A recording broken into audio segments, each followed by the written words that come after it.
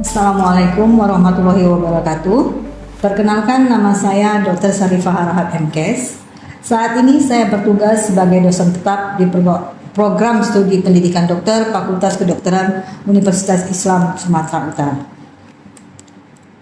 Dengan penuh rasa tanggung jawab dan komitmen terhadap pengembangan pendidikan tinggi kedokteran Indonesia, izinkan saya menyampaikan pernyataan diri dosen dalam rangka unjuk kerja Tridharma Perguruan Tinggi atau UKT-PT pada bidang pengajaran, di mana video ini dibuat sebagai bagian dari proses sertifikasi dosen tahun 2025. FKUISU dalam melaksanakan pembelajaran menggunakan kurikulum yang berbasis kompetensi yang berpedoman kepada standar kurikulum kompetensi dokter Indonesia. Dalam proses pembelajaran, FKUISU menerapkan kurikulum berbasis kompetensi yang mengacu pada standar kompetensi dokter Indonesia atau SKDI dengan mengadopsi metode pembelajaran yang digunakan dengan pendekatan SPICES, yang mana pengertiannya adalah student center learning atau pembelajaran berpusat pada mahasiswa, program based learning yaitu pembelajaran berbasis mandiri, integrated learning, pembelajaran terintegrasi, communicative based education, pendidikan berbasis masyarakat. Selain itu juga digunakan dengan cara elektif atau early clinical exposure, pemilihan mata kuliah dan paparan klinisi dini. Sistematik yaitu pembelajaran dilakukan secara terstruktur. Strategi pembelajaran diterapkan di Fakultas Kedokteran Universitas Islam Sumatera Utara FKUISU dirancang untuk mendukung kurikulum berbasis kompetensi yang terintegrasi dan berorientasi pada standar kompetensi dokter Indonesia dengan metode pembelajaran utama yang digunakan antara lain. Kuliah pakar, mahasiswa diberi kesempatan untuk mengikuti perkuliahan tatap muka dan sesi tanya jawab. Yang kedua, tutorial dengan menggunakan program based learning, yaitu mahasiswa dihadapkan pada skenario kasus sebagai pemicu untuk menganalisis dan memecahkan masalah. Selanjutnya, praktikum, mahasiswa memperdalam teori melalui praktek di laboratorium. Role play and simulation, kegiatan pembelajaran keterampilan klinis yang dilakukan di klinik skill lab. Mahasiswa berlatih melakukan simulasi dengan menggunakan manekin dengan berperan sebagai dokter dan pasien. Community based learning, di mana mahasiswa mendapat pengalaman belajar secara langsung di puskesmas, rumah sakit ataupun di dalam masyarakat. Yang terakhir adalah refleksi, mahasiswa dibiasakan untuk merefleksikan proses pembelajaran yang telah dilalui sebagai bagian dari upaya pengembangan diri dari keilmuan dan secara berkelanjutan. Belajar mandiri, di mana mahasiswa diarahkan untuk aktif mencari dan mempelajari materi pembelajaran secara mandiri dengan memanfaatkan berbagai sumber informasi dan teknologi yang tersedia. Kegiatan belajar terintegrasi antara kuliah tatap muka, tutorial, praktikum, skill lab dan yang tergambar dalam skenario masalah yang terdapat pada setiap modul pembelajaran dengan metode PBL. Kegiatan belajar terintegrasi antara kuliah tatap muka, tutorial, praktikum, skill lab yang tergambar di dalam skenario yang terdapat pada setiap modul pembelajaran dengan metode PBL. Saat ini saya tergabung dalam Departemen Kesehatan Masyarakat atau Public Health. Dalam melaksanakan pembelajaran, saya turut berkolaborasi dengan dosen dari berbagai disiplin ilmu, baik preklinik maupun klinik dalam format team teaching. Yang mana dalam pelaksanaan pembelajaran saya terlibat dalam beberapa modul. Salah satu modul yang saya ampu adalah modul travel medicine yang dilaksanakan pada semester 7 tahun keempat dengan bobot 4 SKS yang ditempuh selama 4 minggu. Modul travel medicine bertujuan menghasilkan seorang dokter yang memiliki kepribadian islami, profesional, andal, serta mampu mengikuti perkembangan ilmu pengetahuan dan teknologi di bidang kedokteran. Berorientasi pada layanan kesehatan primer sebagai bagian dari kesehatan nasional, juga mengembangkan ilmu dan kompetensi sesuai perkembangan iptek untuk kemaslahatan umat. Nah, dalam mata kuliah yang saya ampu ada beberapa capaian pembelajaran pada modul yang diharapkan. Capaian pembelajaran pada modul ini yang diharapkan adalah mahasiswa diharapkan mampu mengidentifikasi pelancong dengan resiko khusus, memberikan saran dan langkah pencegahan terhadap perjalanan internasional, memahami peran dokter dalam tahapan pre-traveling, on-traveling, dan post-traveling, menjelaskan bagaimana konsep dasar kesehatan internasional, mengenali penyakit-penyakit karantina, emerging disease, dan penyakit-penyakit yang ditularkan melalui makanan, air, dan lingkungan. Pada modul travel medicine ini, capaian pembelajaran mata kuliah yang saya ampu dengan pemahaman yang diharapkan meliputi CPMK 1, di mana mahasiswa mampu memahami konsep epidemiologi penyakit menular terkait dengan pengertian karakteristik dan mekanisme penularan penyakit. CPMK 2 diharapkan mahasiswa mampu dan dapat menjelaskan tentang konsep faktor-faktor risiko. CPMK 3, mahasiswa mengetahui dan memahami tentang distribusi penyakit menular menurut geografis regional, nasional, dan global. CPMK 4, mahasiswa mampu memahami dan menjelaskan penyakit menular yang berpotensi dapat menyebabkan kedaruratan kesehatan penyakit pada masyarakat seperti epidemi ataupun pandemi.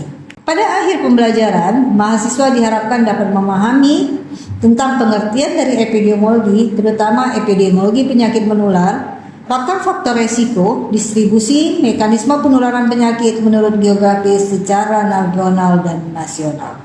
Untuk evaluasi akhir pembelajaran modul ini, ada menggunakan beberapa kriteria penilaian yang menggunakan evaluasi harian dengan bobot 20%. Di sini adalah menilai kehadiran partisipasi dalam pelaksanaan tutorial dan kesiapan materi. Evaluasi mingguan dengan bobot 10% berupa tugas rangkuman materi yang tidak dipelajarin dalam 1 minggu. Dan evaluasi akhir dengan bobot 70% dengan menggunakan metode multiple choice question atau MCQ yang berbasis komputer. Demikian penjelasan mengenai proses pembelajaran yang saya laksanakan dalam modul Travel Medicine. Selanjutnya saya akan menampilkan proses pembelajaran di ruang kuliah pada modul Travel Medicine dengan topik mata kuliah yang saya ampu dengan judul Epidemiologi Penyakit Menular dan Spesifisitas Geografis dan Distribusi Global Penyakit dan Potensi yang Membahayakan. Assalamualaikum warahmatullahi wabarakatuh.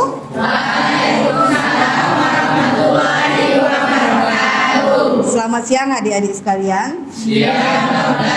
Baik, perkenalkan saya Dr. Sarifah Harahap MKes. Saya tergabung di Departemen Kesehatan Masyarakat FK UISU. Di sini pada topik modul ini saya akan menyampaikan topik tentang epidemiologi penyakit menular, spesifik geografis, distribusi global penyakit dan potensi yang membahayakan kesehatan. Baik, sebelum kita memulai perkuliahan, saya rasa kita sebaiknya berdoa dulu. Saya harapkan mungkin siapa yang bisa memimpin doa, mungkin komtingnya, silakan. Baik, kita mulai perkuliahan di bagian ini, kita terlebih dahulu dengan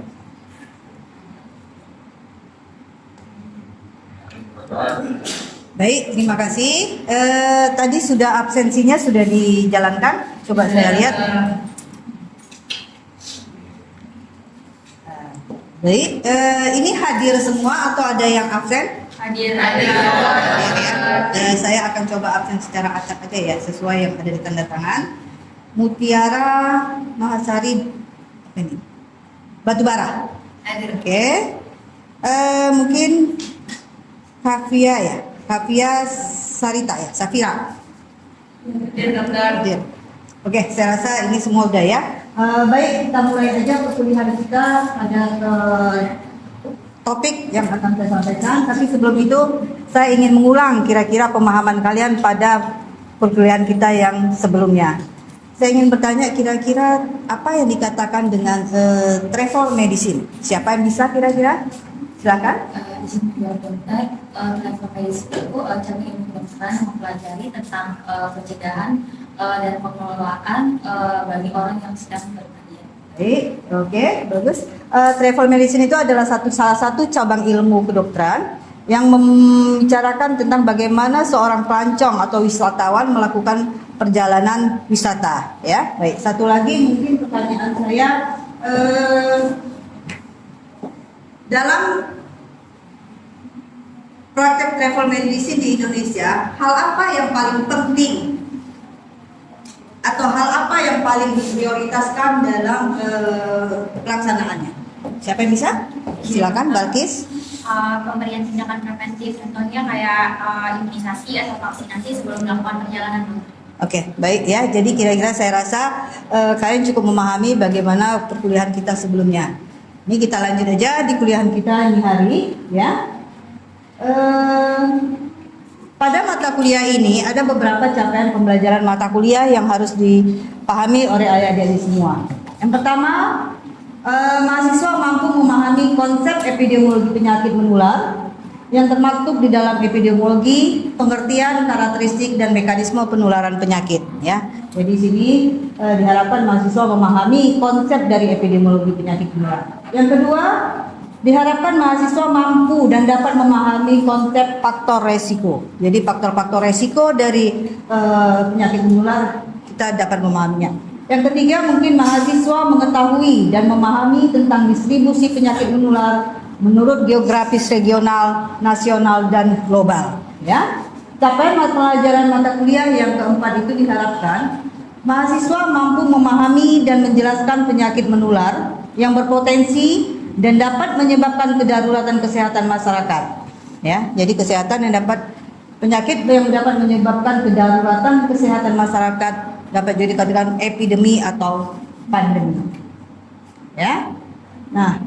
Sebagai pengantar dari mata kuliah yang akan saya sampaikan di sini, karena adanya perkembangan ilmu pengetahuan dan teknologi dalam bidang kedokteran, mendorong seseorang itu untuk melakukan riset dalam meningkatkan bagaimana mengatasi penyakit menular yang semakin marak di suatu negara atau di dunia. Ya.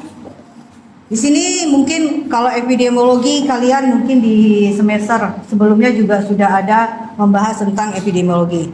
Jadi epidemiologi itu adalah salah satu ilmu yang mempelajari kita bagaimana suatu penyakit itu dipandang dari segi frekuensi, determinan, host dan agennya ya. Jadi di sini lingkungan ya. Jadi bagaimana kontrol yang akan dicapai untuk dapat mengatasi masalah yang ada di dalam masyarakat atau dalam suatu populasi. Baik. Selanjutnya ini mungkin saya hanya mengulang ya. Epidemiologi itu pengertiannya seperti apa. Di sini ada yang dikatakan dengan triad epidemiologi atau segitiga epidemiologi ya.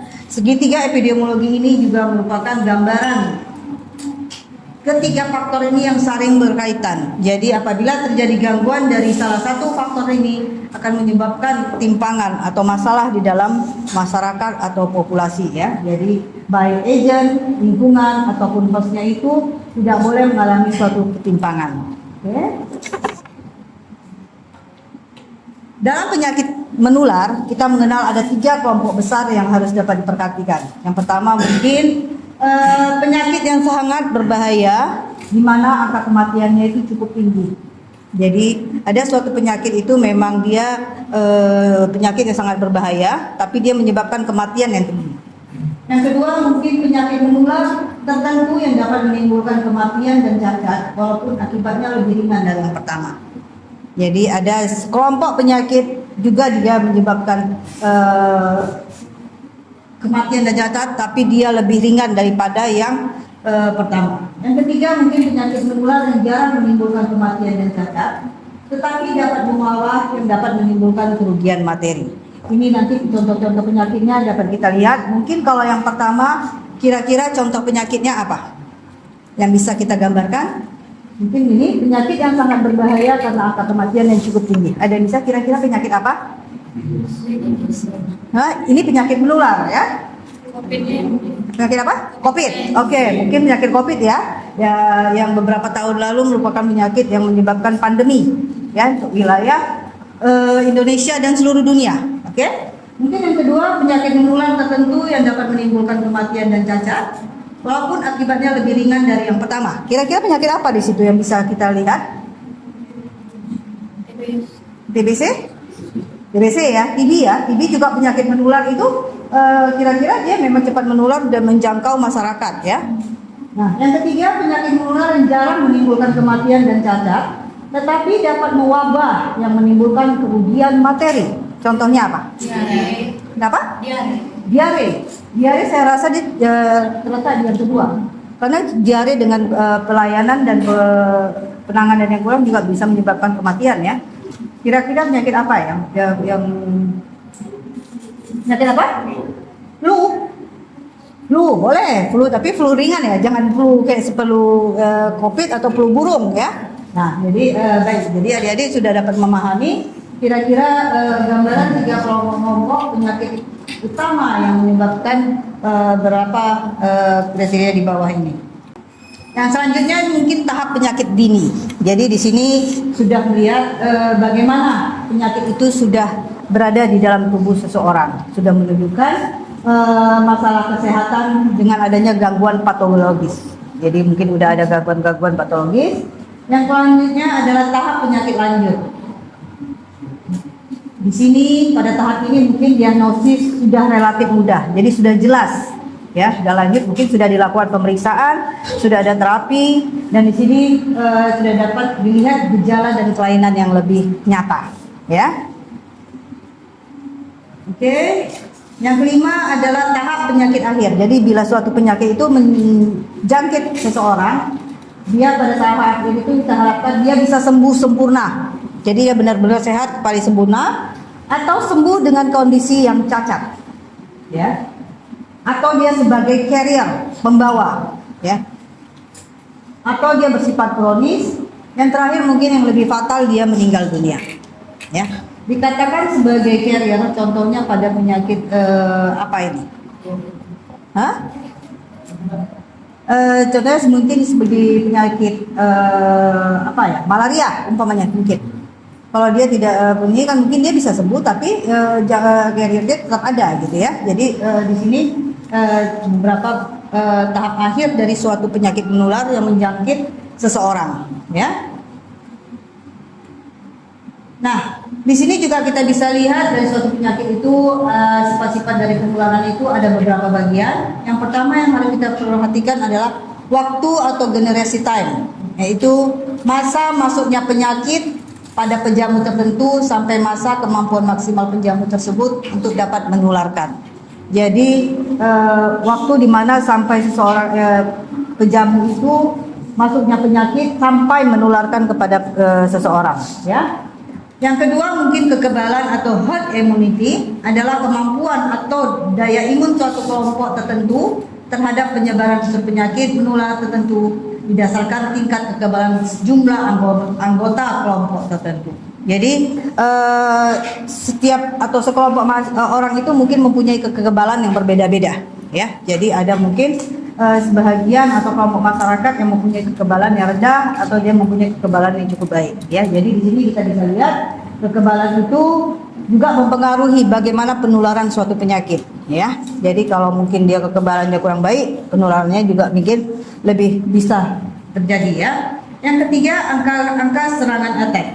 Angka serangan attack adalah sejumlah kasus yang berkembang atau muncul dalam satu satuan waktu tertentu di kalangan anggota yang mengalami kontak serta resiko kerentanan terhadap penyakit tersebut.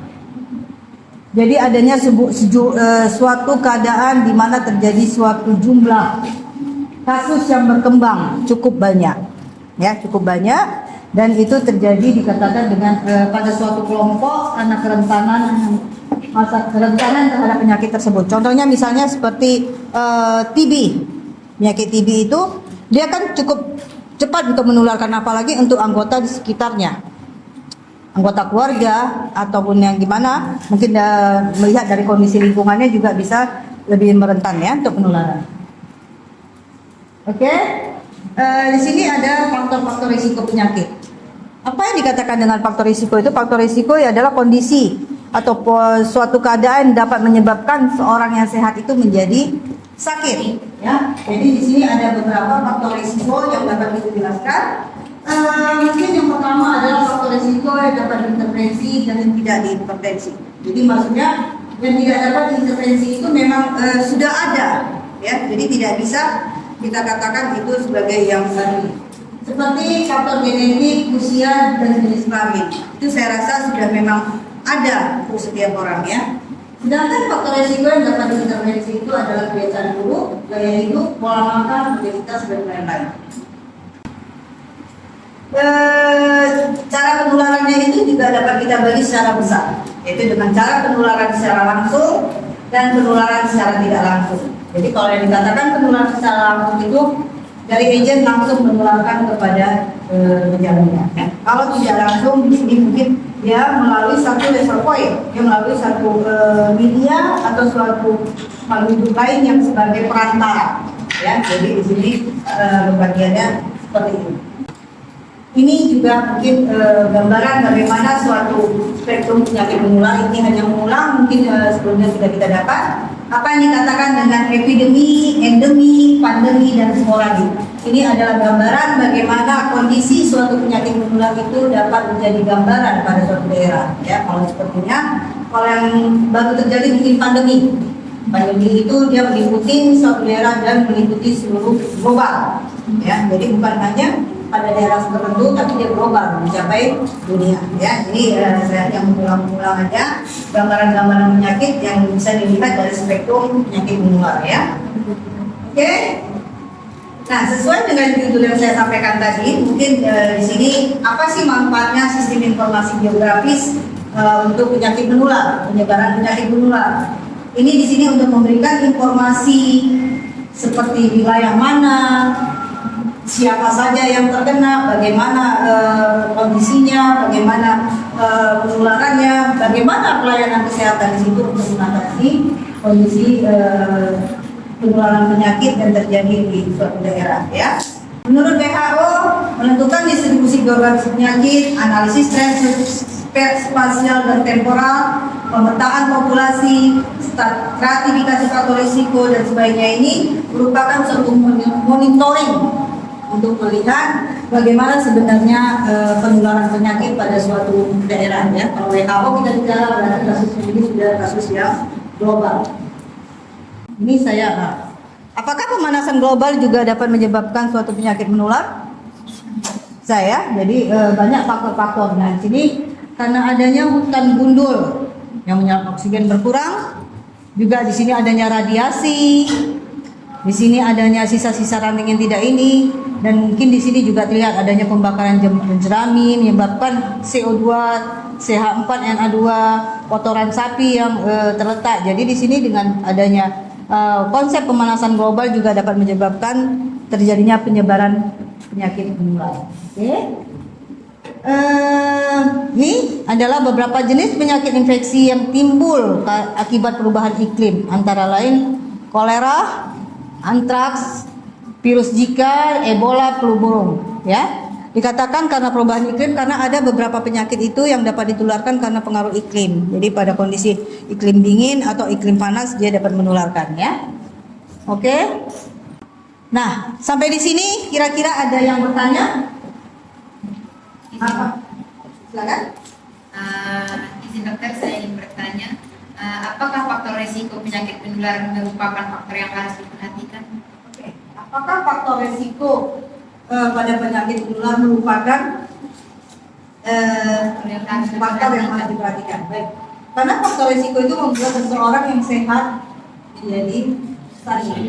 Jadi memang faktor resiko itu memang harus diperhatikan. Contohnya, faktor resiko pada penyakit apa yang bisa kita kasih gambaran? Diare aja, ya. Resikonya, faktor resikonya kira-kira apa dari diare? Mungkin kondisi lingkungan yang tidak baik. Jadi kalau kondisi lingkungan itu kita perbaiki, mungkin faktor penyakit diare itu bisa dapat diatasi. Ya. Oke, yang lain kira-kira ada yang mau ditanyakan? Ada lagi? Silakan. Tadi dokter kan ada menyebutkan tentang penyakit malaria, Ya. yang di sini juga ditampilkan. Jadi pertanyaan saya, apakah terjadinya malaria itu di suatu daerah bisa dibilang sebagai penyebaran penyakit menular? Oke. Apakah terjadinya suatu penyakit malaria itu dapat disebutkan sebagai suatu penyakit menular? Oke, kita tahu bahwasanya penyakit malaria itu adalah penyakit yang dapat menularkan. Untuk Indonesia sendiri, ada beberapa daerah yang endemis terhadap malaria. Nah, Jadi kalau dikatakan malaria penyakit banyak pada suatu daerah, ya itu sudah merupakan kekurangan karena malaria itu dijangkitkan melalui gigitan nyamuk. Jadi kalau intinya yang harus kita perhatikan bagaimana bisa memberantas yang menyebabkan terjadinya penularan ya. Kita memutuskan mata rantai atau riwayat malaria penyakit itu kita harus tahu bagaimana. Jadi kita putuskan mata rantai penyebarannya atau penularannya, kita bisa dapat mengatasinya. Ya, baik. Kira-kira bagaimana adik-adik, cukup mengerti? Ada lagi yang mau ditanyakan? Ya. Manakah yang lebih berpotensi lebih besar menularkan penyakit antara faktor lingkungan atau faktor gaya hidup? Faktor lingkungan ataukah faktor gaya hidup yang dapat menyebabkan lebih berpotensi terhadap penularan penyakit?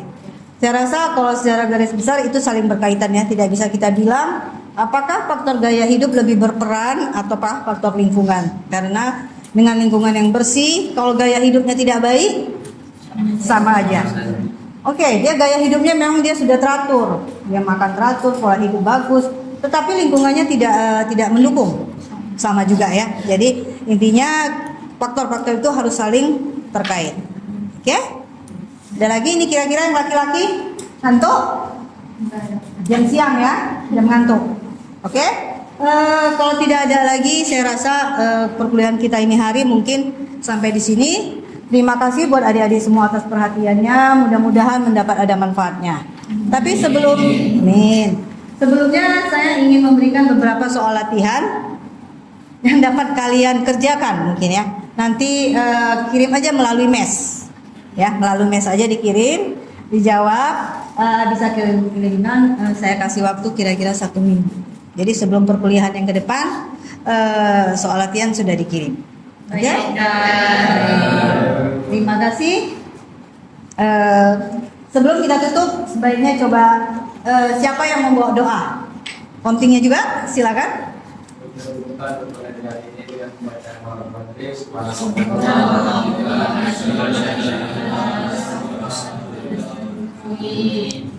Baik, terima kasih buat adik-adik atas perhatiannya. Saya kalau ada kata yang kurang berkenan, saya dimohon maaf ya, maafkan. Saya akhiri dengan wabillahi taufiq wal hidayah. Assalamualaikum warahmatullahi wabarakatuh.